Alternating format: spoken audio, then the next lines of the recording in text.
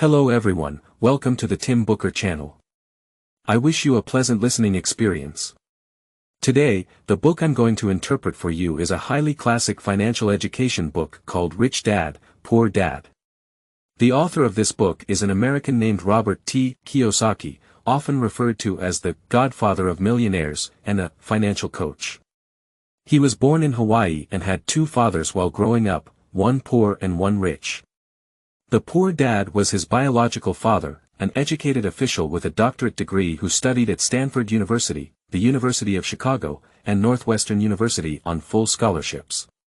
Despite his high educational achievements, he struggled financially throughout his life, constantly burdened with bills despite his hard work, and even experienced bankruptcy. Hence, he's referred to as the poor dad in the book. The rich dad, on the other hand, was the father of one of the author's close friends. As the author frequently played with this friend during his childhood, he became like a partial son to the family. This friend's father was a businessman who, despite not finishing high school, excelled in business and finance, dedicating ample time to his family. Eventually, he became one of the wealthiest individuals in all of Hawaii, hence referred to as the rich dad in the book. During the author's upbringing, he had significant interactions with both fathers and discovered their vastly different perspectives on wealth. For instance, the poor dad would say, "I'm not wealthy because I have children," while the rich dad would say, "I must be wealthy because I have children." The poor dad cautioned about being cautious with money and avoiding risks, whereas the rich dad emphasized learning to manage risks. Additionally, the poor dad habitually said, "I can't afford it," whereas the rich dad encouraged his children to think, "How can I afford it?" There were many instances like these. Throughout the author's teenage years, he pondered the differences in wealth mindsets between the two fathers and observed how their beliefs shaped their lives. He ultimately chose to follow the financial principles of the rich dad while venturing into his career. Consequently, the author achieved significant success in the business world, attaining financial freedom at an early stage. He then compiled his reflections and practices on the rich dad's and poor dad's wealth mindsets into this book. Originally published in 1997 in the United States, the book quickly became a bestseller and has now sold over 30 million copies worldwide. Even after more than 20 years since its publication, it continues to captivate successive waves of readers. In the preface written by the publishers, they mention the diverse audience this book has attracted, including restaurant servers and university professors, aspiring entrepreneurs, and retired individuals, a wide-ranging demographic that surpassed the publishers' expectations. The enduring and widespread influence of this book stems not just from its straightforward and practical content but also because financial education is undeniably crucial. As the author states, wealth is a power, but greater than wealth is financial intelligence. Money comes and goes, but when you understand how money works, you gain the power to control it. Many individuals, upon entering the workforce, find themselves trapped in a state of working hard but still poor because during our education, we seldom had the chance to nurture our financial intelligence, lacking an understanding of wealth creation and accumulation. Fortunately, cultivating financial intelligence is something that yields benefits regardless of when you begin. Today, let's revisit the wealth principles that the rich dad taught the author. If we were to summarize all the lessons from the book into one sentence, it would be, don't work for money, make money work for you. All the wealth principles taught by the rich dad revolve around this statement. In today's interpretation, we will use this sentence to connect the key contents of the book. In the first part, we'll focus on the first half of this statement, don't work for money, and discuss why one shouldn't work for money and what the purpose of working should be. In the second part, we'll concentrate on the latter half of the statement, make money work for you, and discuss how to make money work for us. Okay, let's delve into the first part, focusing on the rich dad's perspective on, don't work for money. This viewpoint might seem puzzling at first. Isn't the primary purpose of work for most people to put food on the table and support their families? So why say, don't work for money? What the rich dad means isn't that we should work without pay, but rather that we shouldn't overly prioritize wages to the extent that we become slaves to money. He painted a picture for the author, an image of a donkey pulling a cart with its owner dangling a carrot in front of it. The donkey keeps chasing the carrot, running without knowing where it's headed. This resembles many individuals who spend their entire lives pursuing higher wages and more raises without pondering the direction of their life paths. This turns them into slaves to money. So why do many people become slaves to money? According to the Rich Dad, it's because they let emotions replace rational thinking, primarily fear and greed. Some are driven by fear to work. When they lack money, they fear being unable to pay bills, losing their source of livelihood, or starting from scratch, so they work relentlessly to earn money. But does this fear disappear once they have money? Not necessarily. Many find that even after becoming wealthy, they fear losing it, remaining in a constant state of anxiety. The Rich Dad mentioned knowing affluent individuals who are more fearful than they were when they were poor. They fear losing their big houses, cars, the luxurious lifestyle money provides, and worry that their friends might look down on them if they lose their wealth. The wealthier they become, the stronger these feelings grow, and many become desperate and neurotic. Apart from fear, the book also highlights another emotion, greed, or as the Rich Dad often refers to it, desire. Many work to fulfill desires, wanting a bigger house, better clothes, fancier cars, and so on. They believe that once these desires are fulfilled, they'll be happy. However, the happiness bought with money is often fleeting, leading them to need more money soon after to buy more happiness, comfort, and security, trapping them in a cycle of earning money desperately. Therefore, according to the Rich Dad, many people become slaves to money because fear or desire dominates their minds, replacing thoughtful consideration. They believe that earning money desperately can pacify their tormented souls driven by fear and desire, but in reality, it doesn't work. So, how can we break free from this state? Following the advice of the Rich Dad, to avoid being a slave to money, we must conceive a notion while working: work isn't for a paycheck, it's for learning new skills. Only when personal skills continuously improve can you fundamentally attain security. Earning money becomes a byproduct of this process. In the author's career, he consistently adhered to this viewpoint. After graduating from the United States Merchant Marine Academy in 1969, he was employed by Standard Oil. A big company, high pay, and long vacations annually, seemingly an excellent job to most. However, after 6 months, he chose to resign and joined the Marine Corps to study aviation. After 3 years in the Marine Corps, he resigned again and took up a sales job at a company called Xerox. When he excelled, becoming one of the top-performing salespersons, he resigned once more. This time, he started his first company, specializing in producing and selling nylon wallets. His constant job changes might seem incomprehensible to many. Why resign when succeeding in each role? Even his biological father opposed his resignations throughout this process. However, the author kept changing jobs because what he valued at work wasn't wages or benefits but the opportunity to learn new skills. For example, attending the Merchant Marine Academy and joining Standard Oil was to understand international trade. Joining the Marine Corps was to learn leadership, while joining Xerox was because they offered the best national sales training courses to overcome the fear of rejection in door-to-door sales. Later, resigning to start a business was to develop entrepreneurial skills. Starting the first company was just the beginning. Later, he expanded into larger business ventures in international trade, gradually achieving financial freedom. In this process, he followed the principle taught by the Rich Dad: don't overly emphasize short-term pay and benefits, focus on acquiring new skills at work. When your personal skills continuously improve, earning money becomes a byproduct. Regarding personal skills, let's discuss further. From the author's experience, he didn't immerse himself in one field to specialize in a single skill. Instead, he ventured into multiple areas to learn various new skills. On this point, the author's viewpoint aligns with the Rich Dad's perspective. They believe that instead of excelling in one skill, it's better to master multiple practical skills. That is, emphasizing the breadth and comprehensiveness of skills. This viewpoint was controversial when the book was first published over 20 years ago. However, over the past decade, this perspective has gradually gained recognition in practice, with numerous books proposing similar ideas. In a field with high uncertainty, the importance of possessing interdisciplinary skills, the so-called multi-talented individuals, has increased. This aligns with the viewpoint in this book. Set skills and methods might be surpassed by computers and algorithms, but the ability to integrate a wide range of knowledge and apply it may be invaluable. Therefore, as the times progress and technology innovates rapidly, perhaps it's more crucial to shape ourselves as versatile Swiss Army knives, continuously expanding our capabilities through interdisciplinary learning. Alright, now that we've covered the first half of Don't Work for Money, Make Money Work for You, Don't Work for Money, let's discuss the second half, Make Money Work for You.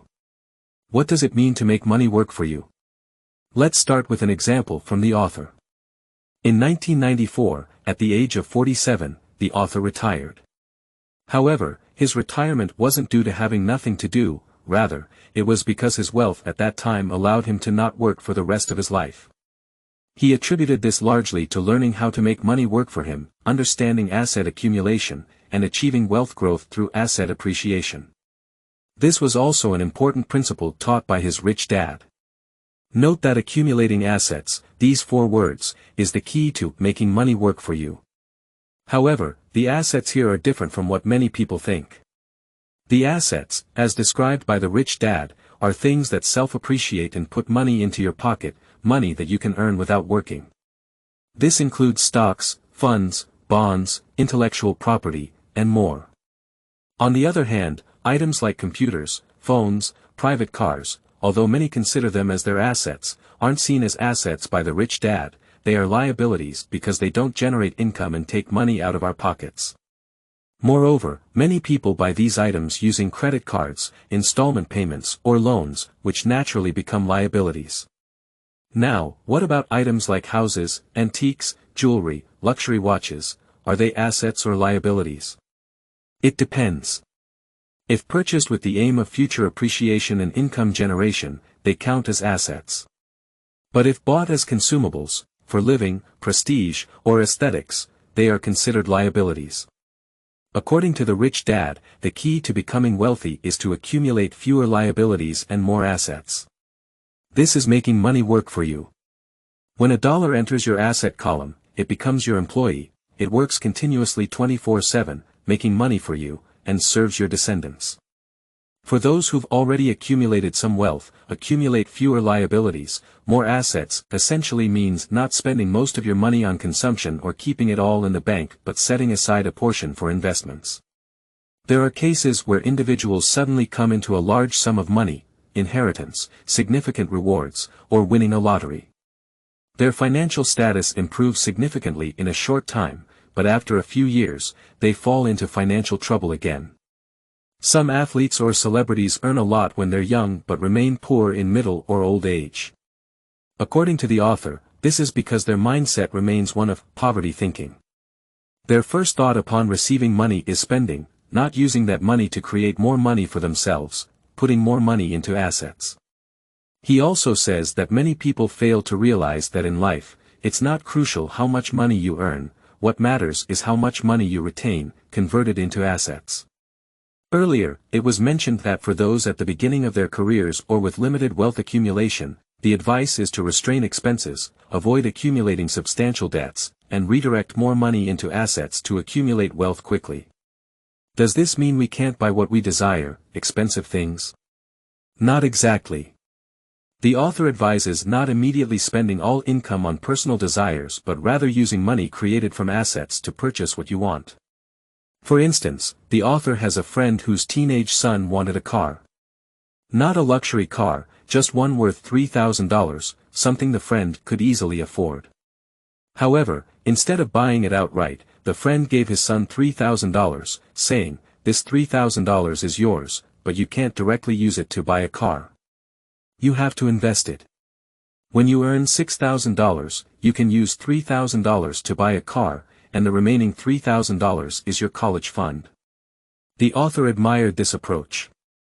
Although turning $3,000 into $6,000 is challenging, for the friend's son, the process itself was incredibly valuable. It increased his interest in investments and financial knowledge and taught him a crucial, rich mindset, using asset growth to acquire desired things. Gradually, when your asset-generated income covers your expenses entirely, you achieve financial freedom in the truest sense. Alright, let me reiterate. The book's message, Make Money Work for You, essentially means, accumulate fewer liabilities and more assets, use the increase in assets to acquire what you desire. According to the author in his Rich Dad, this embodies a crucial, rich mindset. Looking deeper, it's about managing assets as one's own business. For instance, during the author's MBA, a class was conducted by Ray Kroc, the founder of McDonald's. Despite common belief, the official founder certified by McDonald's isn't the McDonald brothers who opened the first restaurant, it's Ray Kroc, who transformed McDonald's into a globally recognized brand.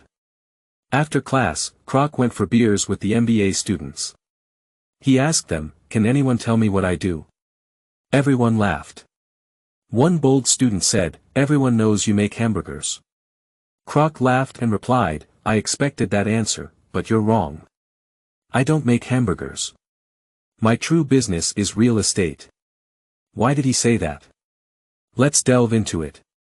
McDonald's franchises worldwide pay three fees: the initial franchise fee, royalties for trademark usage, and the most significant, rent.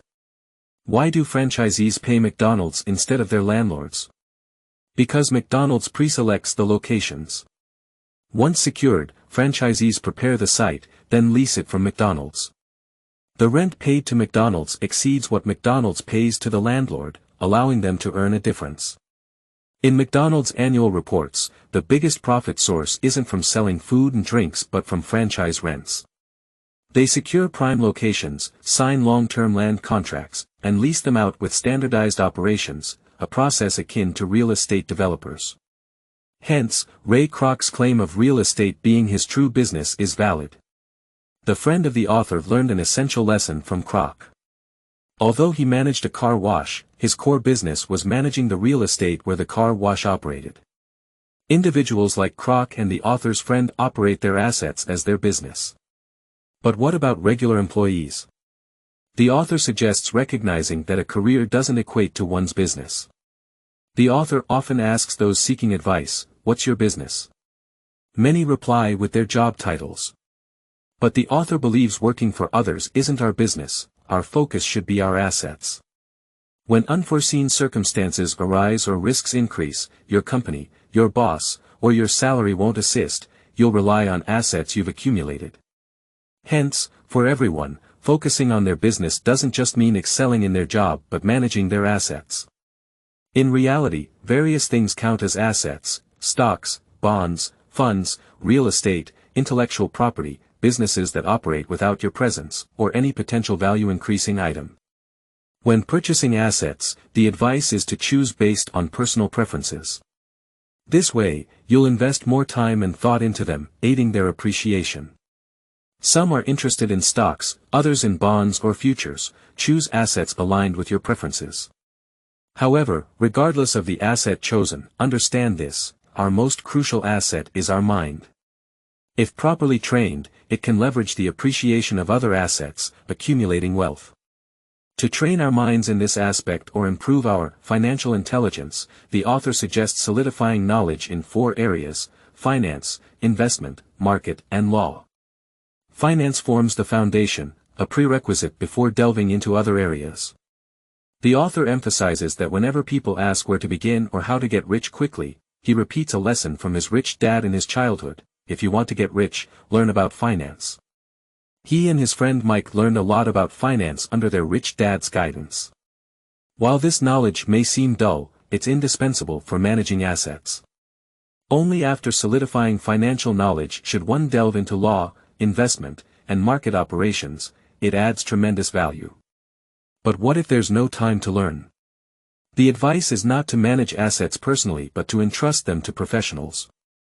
Those with fewer assets can invest in publicly available assets, while those with more can seek financial advisors or asset management companies. The crucial point is ensuring that those managing your assets possess reliable financial skills. If you lack these skills, delegate to someone who does. It's not shameful. Many intelligent individuals employ other smart individuals to work for them. Respecting your knowledge boundaries in investment is crucial. Recognizing this is your greatest wealth, ignorance of it becomes your biggest risk in investments. Alright, above are the key points I wanted to share from the book Rich Dad, Poor Dad. To summarize. Wealth is a power, but financial intelligence is an even greater power.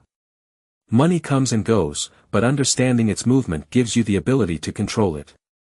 Today, we revisited the principles about wealth that the author learned from his rich dad. If these principles were to be summarized in one sentence, it's essentially, don't work for money, make money work for you. In our discussion, we've broken this statement into two parts to explain the key contents of the book. In the first part, we focused on the first half of the statement, don't work for money. It implies not being enslaved by the dimension of salaries while working. Many spend their lives chasing higher salaries or raises without considering their life's direction. This creates a slavery to money. Rich Dad believes fear or desire often replaces thought processes, leading people to believe that earning more will appease their tortured souls. However, working isn't just about earning, it's about learning new skills. Strengthening personal skills and broadening their scope fundamentally ensures security, with money as a byproduct. In the second part, we discussed how to make money work for us. Rich Dad's advice to make money work for you means accumulating fewer liabilities and more appreciating assets. It's about managing assets as your own business. To do this, a solid understanding of finance, investment, market, and law is necessary, with finance forming the base. If time is a constraint, entrusting assets to professionals for management is suggested. Respecting your knowledge boundaries is crucial in investment. Ignorance of this becomes the biggest risk. As a classic financial education book over 20 years old, the viewpoints in Rich Dad, Poor Dad may not seem groundbreaking today. However, its enduring impact stems from revealing basic principles about wealth accumulation. For instance, don't just work for money, focus on personal skill improvement, don't say you can't afford something, ask how you can afford it, prioritize using asset appreciation to fund expenses, and consider assets as your business. These timeless principles have been reiterated in numerous financial and personal growth books over these 20 years, serving as foundational wealth wisdom. As USA Today reviewed, Rich Dad, Poor Dad is the starting point for anyone looking to take control of their financial future. Here's hoping each one of us plants a seed of wealth at this starting point, nurturing it year by year, strengthening its roots, branches, and leaves to withstand life's uncertainties. Alright, that's it for this book today. Congratulations on completing another book. Thank you for your support and attention. Please subscribe to the Tim Booker channel, like, and share this valuable knowledge with friends. Let's combine wisdom and practice to achieve our financial goals and create a better future. Thank you, goodbye.